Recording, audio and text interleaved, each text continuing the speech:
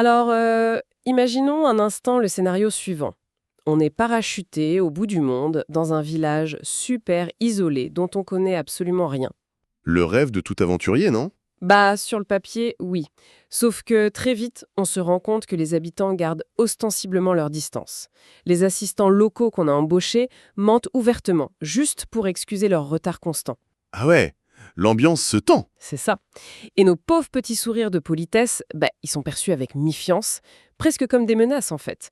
On pensait y aller pour étudier la culture locale de manière hyper clinique, hyper neutre, et là, Et là, c'est la douche froide. totalement.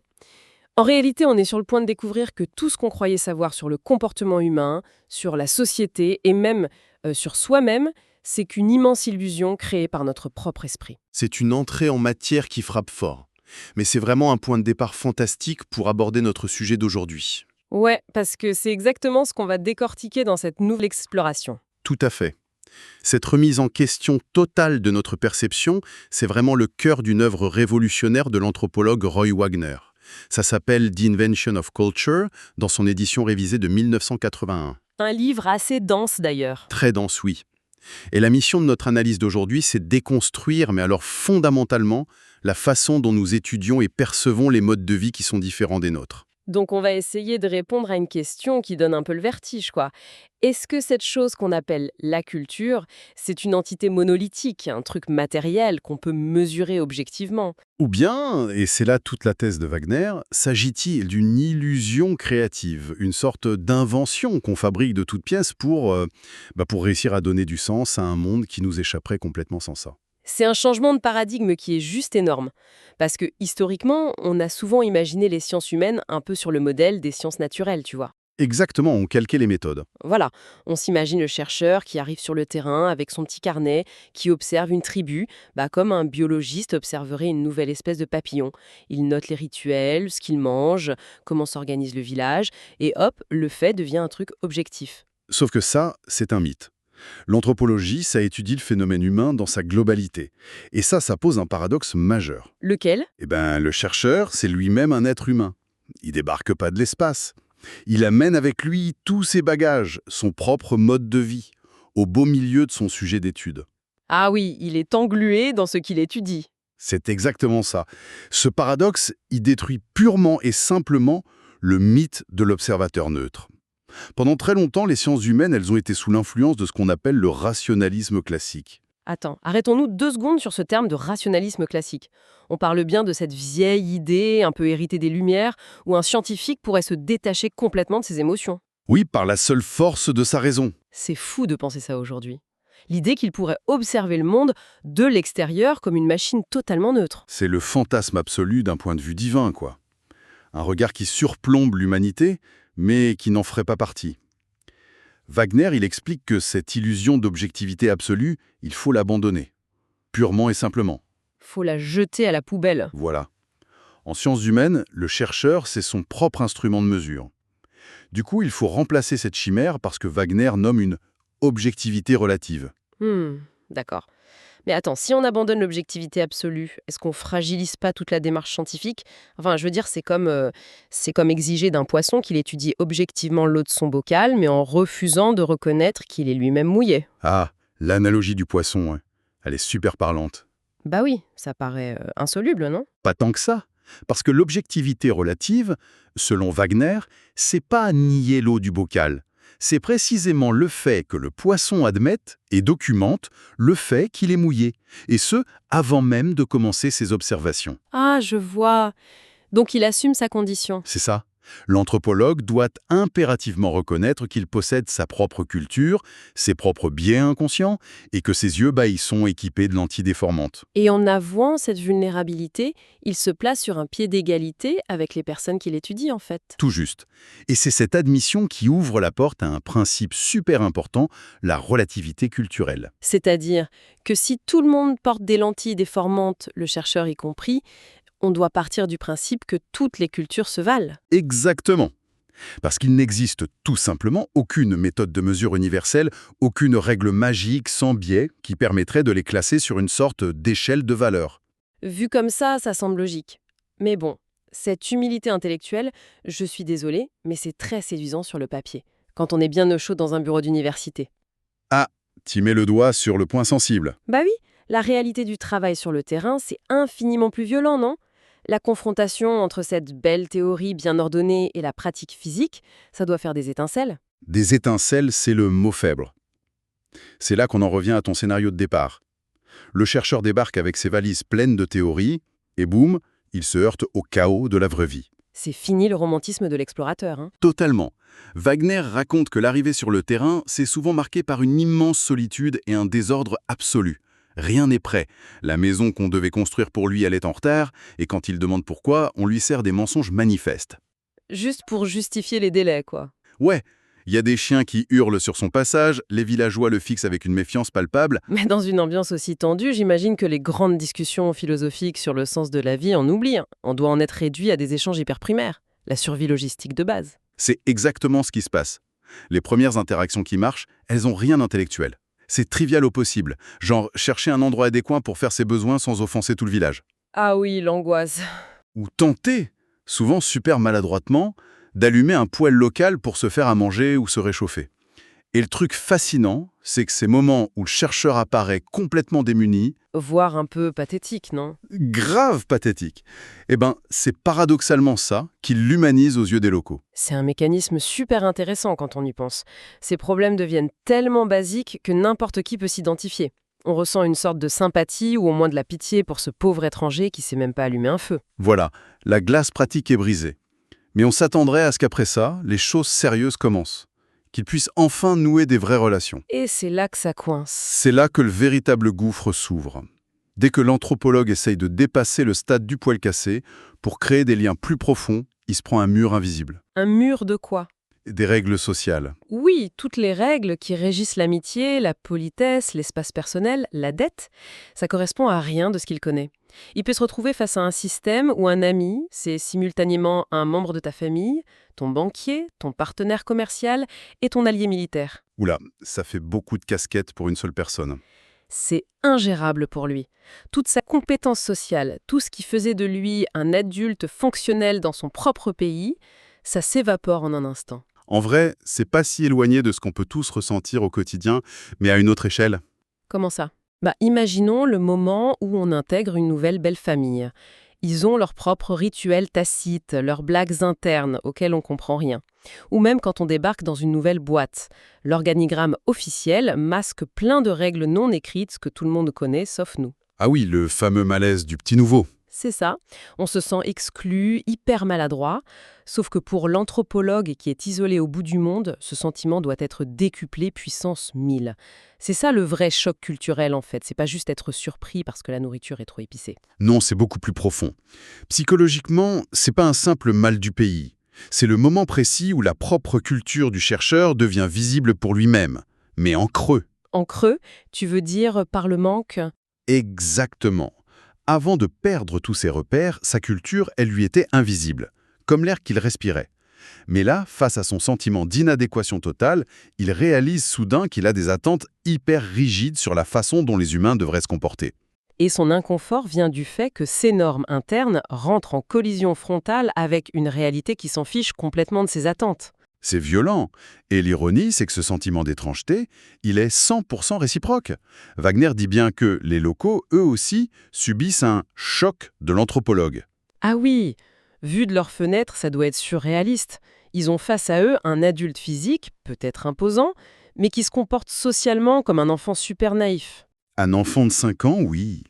Il pose des questions hyper indiscrètes sur des tabous évidents, il trébuche sur toutes les règles de civilité de base.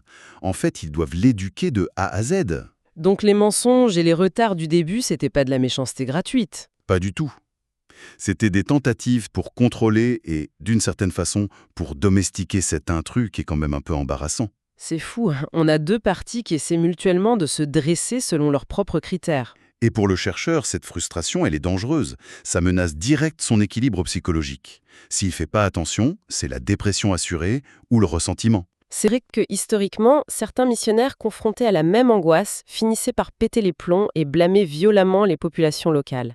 Ils les jugeaient irrationnelles juste pour protéger leur propre ego. C'est un mécanisme de défense classique, mais c'est là que la méthode académique de Wagner offre une issue de secours géniale. Plutôt que de sombrer dans le mépris, le chercheur va objectiver cette souffrance. Il va prendre tout ce chaos, ces règles qui lui échappent, toute cette énorme frustration, et il va coller une grosse étiquette dessus. La culture. Voilà. Le cerveau humain déteste l'imprévisibilité. En collant cette étiquette, en nommant ce bordel la culture, l'anthropologue le met à distance. Ça devient un objet d'étude, du coup. Ça cesse d'être une attaque personnelle contre sa santé mentale. Exactement. Ça devient un système qu'il peut théoriquement décoder. Il reprend le contrôle, juste par le pouvoir du langage et de la catégorisation. C'est brillant. Mais du coup, ça nous amène directement à la thèse centrale du livre et surtout à ce mot d'invention. Parce que si le chercheur met l'étiquette culture sur ce qu'il dérange, le mot invention, il peut porter à confusion, non? C'est vrai, faut faire attention avec ce terme. Bah oui, on pourrait croire qu'il invente des faits de toutes pièces, comme un romancier qui écrirait de la pure fiction depuis son bureau. C'est pas ça que Wagner veut dire, si. Non, c'est une nuance cruciale. L'invention chez Wagner, c'est pas un mensonge ou une hallucination. C'est basé sur l'idée que l'anthropologue n'apprend pas une nouvelle culture de la même manière qu'un bébé apprend sa langue maternelle. Parce que l'enfant, c'est une page blanche, alors que l'adulte, il a déjà un disque dur mental bien rempli. Exactement. Le disque dur est plein à craquer. Il a une grille de lecture tellement internalisée qu'il ne peut pas l'effacer. Donc, au lieu d'apprendre passivement, il va utiliser ses propres concepts, sa propre culture de base, pour créer des analogies. Il essaie de traduire. Il traduit, oui. Il tisse un réseau d'analogies pour comprendre les comportements des locaux. En gros, c'est comme s'il essayait de construire un pont au-dessus d'un précipice. On veut attendre l'autre rive, donc comprendre l'autre société, mais on n'a que nos propres matériaux de construction.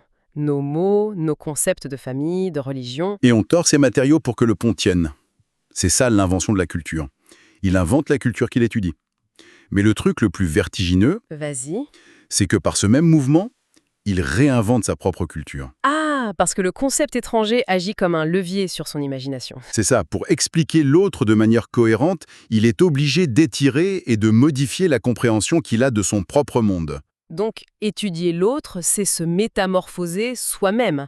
Si on suit cette logique, chaque livre d'anthropologie, chaque étude, c'est pas juste le portrait d'une tribu lointaine, c'est aussi indirectement un miroir hyper détaillé de l'esprit du chercheur et de sa propre société à ce moment-là. C'est exactement la conclusion de Wagner. Mais bon, la théorie, ça peut paraître abstrait. Pour bien visualiser ce processus de traduction, Wagner fait un détour fascinant par le monde de l'art. Ah oui, l'allégorie de Bruegel l'Ancien, c'est génial ça. Un peintre flamand du XVIe siècle. Parce que dans l'art, ce processus d'invention, il crève les yeux. L'art de Bruegel, c'est vrai que c'est hyper caractéristique. On pense direct au réalisme flamand, avec ses toiles immenses, pleines de paysans qui festoient, avec un souci du détail dingue pour la neige, les textures, les reflets. Et c'est justement ce réalisme, cette connaissance intime de son propre environnement, de ces fameux matériaux de construction, qu'il va utiliser pour peindre l'exotique. Comme dans le dénombrement de Bethléem ou le massacre des innocents. Voilà. Des scènes bibliques qui, historiquement, sont censées se passer au Moyen-Orient, en Judée, il y a 2000 ans. Et le décalage visuel sur la toile est incroyable. On a Marie, sur son âne, on la reconnaît. On a Joseph avec ses outils. La narration biblique est bien là. Mais le décor, c'est des villages nordiques étouffés sous la neige, avec des paysans qui coupent de la glace sur des étangs gelés. Et la transposition va encore plus loin. Politiquement, c'est très fort. Dans le massacre des innocents, les soldats du roi Hérode, ils n'ont pas des armures de légionnaires romains. Non, Bruegel les a peints sous les traits des troupes espagnoles des Habsbourg. Des troupes qui, à l'époque même où ils peignaient, ravageaient les Pays-Bas dans un bain de sang. C'est pas juste un anachronisme maladroit ou une petite fantaisie d'artiste alors. C'est une critique politique féroce qui avance masquée derrière une scène religieuse. Exactement. Et ça pose une vraie question sur la traduction culturelle. Bruegel traduit un récit biblique lointain pour qu'il frappe émotionnellement des paysans flamands de son époque. Il utilise ce qu'ils connaissent viscéralement, le froid, l'architecture locale, la terreur des soldats espagnols pour leur faire comprendre un texte sacré. Mais du coup, il crée une allégorie qui juge sa propre époque. Il utilise l'histoire de la Judée pour analyser les traumatismes des Flandres du XVIe siècle. Donc si on tire le fil, si Bruegel avait été un anthropologue moderne, la Bible c'était son terrain de recherche, mais son rapport final, il l'a rédigé avec la neige et les angoisses de son village flamand. C'est le parallèle parfait. Mais ça ramène à une vraie question sur nos sciences humaines. L'anthropologie, est-ce qu'elle est condamnée à n'être qu'un autoportrait déguisé, peint avec des couleurs piquées à d'autres peuples? Quand on s'enfonce dans la forêt amazonienne, on finit par ne parler que de nous-mêmes. L'analyse de Wagner assume complètement cette réalité. Oui, l'étude de la culture est un acte culturel. On utilise nos expériences familières pour expliquer l'exotique. On n'a pas d'autre choix. C'est pas un échec de la science alors? Non, parce que c'est un processus dynamique. On ne peut pas peindre d'autres modes de vie avec nos propres paradigmes, sans que ces paradigmes soient mis à l'épreuve, tordus et finalement transformés. Le miroir déforme, oui, mais cette déformation, elle nous apprend énormément. C'est une leçon d'humilité, pour le coup. On part explorer le monde avec un peu l'arrogance de vouloir tout cataloguer, et au final, on se découvre soi-même à travers nos propres incompréhensions. C'est la grande force de ce livre. On retient qu'on n'est jamais des éponges passives. On est des créateurs de sens actifs. Face à l'inconnu, notre cerveau invente des modèles avec les briques de notre propre vécu. Et il y a d'ailleurs une mise en garde assez explicite dans le texte, non? Oui, très forte. Croire aveuglément que nos propres modèles inventés sont la seule vérité objective et vouloir imposer ces modèles au reste du monde, c'est une forme insidieuse de colonialisme intellectuel. C'est asservir la réalité de l'autre juste pour notre propre besoin d'explication. Tout à fait. Ce qu'il faut vraiment retenir, pour quiconque nous écoute aujourd'hui, c'est que cette mécanique d'invention, elle ne concerne pas juste les chercheurs universitaires perdus dans la jungle. Ah non, ça s'applique à tout le monde, tous les jours. Exactement. Chaque fois qu'on change de cercle social, qu'on voyage, qu'on commence un nouveau boulot, on n'absorbe pas les règles comme un ordinateur qui télécharge une mise à jour. On les interprète, on les invente à travers le prisme de notre passé, de nos valeurs, de notre éducation. Et prendre conscience de ce filtre permanent, ça change tout. Ça permet d'avoir une empathie beaucoup plus solide. Les frictions sociales, on les vit plus comme des attaques personnelles, mais comme des erreurs de traduction. C'est accepter d'être ce fameux poisson mouillé, quoi. C'est le premier pas vers l'objectivité relative. Quand c'est inconfortable, c'est que le pont est en train de se construire. C'est une super métaphore de fin. Mais tout ça, ça ouvre la porte à une réflexion finale qui donne un peu le vertige. Je t'écoute. Si toute tentative de comprendre un autre être humain consiste fondamentalement à construire une invention basée sur nos propres biais, est-ce qu'il est un jour véritablement possible d'atteindre l'autre? Est-on capable de comprendre une personne exactement de la manière dont elle se comprend elle-même?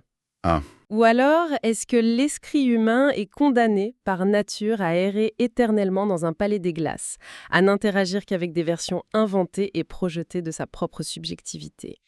C'est une interrogation sur les frontières ultimes de l'empathie, je trouve, et ça mérite franchement d'y réfléchir la prochaine fois qu'on pensera avoir totalement cerné quelqu'un. Merci de nous avoir suivis pour cette exploration et on vous laisse méditer là-dessus.